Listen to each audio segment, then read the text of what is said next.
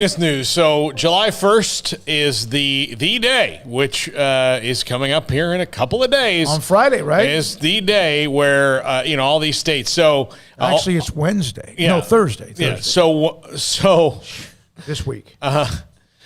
Ohio passed it today. Governor Mike DeWine in Ohio signed the bill into law today, which you had to think that Ohio State probably had something to do with that. Like if Alabama and Georgia and Texas are going to have this in Florida, we're going to have it too. But it all now doesn't matter because the NCAA, unable to reach any kind of agreement on an NIL bylaw, has now decided that they're going to let the schools police themselves.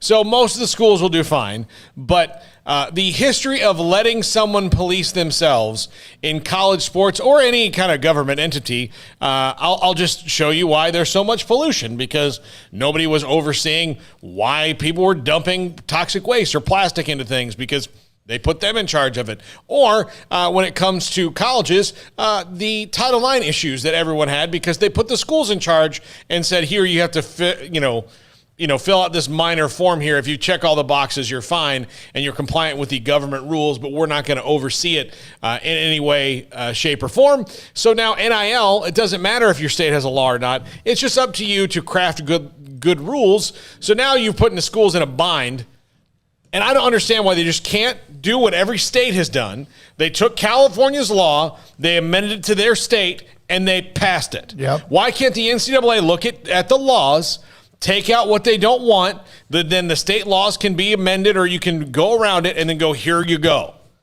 Well, I don't know why they can't do that. So how many of the 50 states? 8 or 9 now. That's it? Yeah, but I mean, now it doesn't matter. No, it doesn't matter. I thought this was cool. This what is a joke of a freaking organization. Like, I'm never going to stop harping on this. Okay, so if they didn't get this done, then what the hell have they been working on?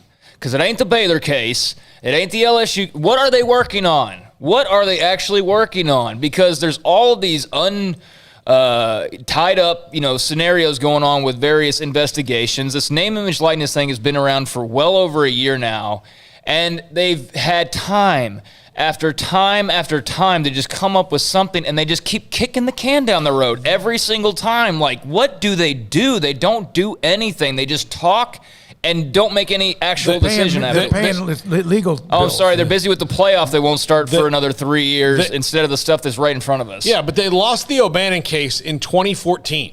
So they've had 7 years to come up with a plan. And so instead of... God almighty. A lot of times what has been effective when you talk about... And I'll compare it to government, because what you do is you prepare for two eventualities. You prepare as if you're going to win, but then you have to have a strategy if you're going to lose. So what's your strategy if you're going to lose? The NCAA just assumed that they were going to win on appeal. They lost a massive case in 2014, and they haven't won anything in it other than like little minor things since then.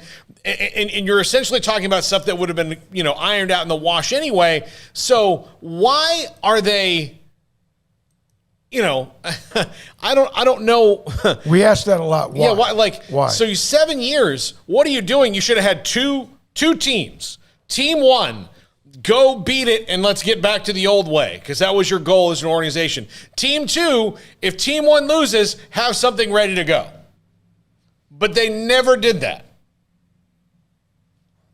It's a lot of red tape, a lot of junk in the veins as far as like cholesterol on how they can get things done. It's awful, but really they're still running college sports for right now. But I don't think that's gonna last. I mean, why should it? I mean, what is the NCAA? Like, I know I don't have the same perspective as like Mac Rhodes, because he has to deal with these people on the regular, and these people are parts of committees for the NCAA and things like that. Like, I know Bowlesby was in charge of the playoff investigation committee as far as moving forward with this new idea. But I don't know. I'm curious. It's been 5 years since the Baylor scandal started, and they're still waiting on the NCAA. That was supposed to happen in May. Then it was supposed to happen by the end of the month. Well, here we are. It's June 28th, so maybe it'll happen here in the next 3 days. And if not then, what are you going to drop it 2 weeks before Big 12 Media Days? You're going to drop it after Media Days and right before the season starts?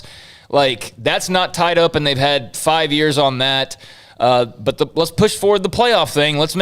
How about you get name, image, likeness right first? You've had 7 years to do that, like you said, Paul. And instead, it's just another NCAA of, well, we don't have our tests ready or our homework ready, so we'll just pass off somebody else. They leave it in the hands of everybody else to determine and don't actually make any decisions of their own. I don't understand. I don't understand.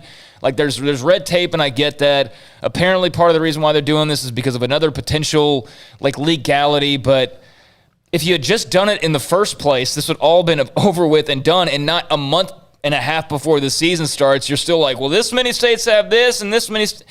It's insane. It's insane. I don't know what they do. I really don't. Other than just set up bowl games and set up championship games and, fix the arena that they're going to play in and all that. Other than setting up sites and then just raking in cash and the occasional rule change for recruiting and recruiting pretty much only and transfers, I don't know what they do. I'm at a loss for that. So this stupid name, image, likeness thing, and I have seen some people go way extreme of like, well, what happens if a booster decides that he wants to pay someone $50,000 to, advertise? Well, if they decide to do that, that's fine. That's their wasted money because I don't know if Trevor Lawrence is worth paying $50,000 to advertise your brand. He might be, but most of these college kids aren't. And I think it's going to be a wake-up call for not only the side who's kind of worried about this, but I think it's going to be a wake-up call for the players too, because not everybody's going to be raking in money and getting, sponsorships and all of that. That's not going to happen for the majority, actually. Like 95% of them it won't happen for. So yeah, you're going to have your haves and have-nots. Oh, There's going to be for more sure. have-nots. And Armstrong, check your email if you don't mind, if you can pop that up. I know we got Paul's segment coming up in a minute. But I want to ask Mac Rhodes about this tomorrow. You even heard Tony Casillas bring it up about how nobody ever talks about the stipends these players get now, in addition to the board, the travel, the food, the gear. There's thousands and thousands and thousands of dollars spent on individual players every single year in football and other sports. And football and men's basketball are the only ones making money. So you're spending thousands in stuff for these students who are already getting $100,000 in a free education as a result of being an athlete. In some cases, I know not everybody's like the full Scully and all that, but there's not going to be a whole lot of money that's going around to everybody like people seem to think. And there is going to be some haves and have-nots, and I think that's going to probably be a battle that's on the horizon. I know it's Mac Rhodes has said that's a worry of his is, how do you keep that team chemistry together if there's one guy who's making $10,000 a month for the car dealership and then everybody else on the team isn't making squat? Is that going to cause a problem? I don't know, man. It's the Wild West, and this is all just a lot to take in, quite frankly, which is how the NCAA must feel. So many decisions based on public reaction, social media, peer pressure, whatever, and then sometimes we forget about, okay, what could happen wrong? All right, so I love this tweet. This is so truthful.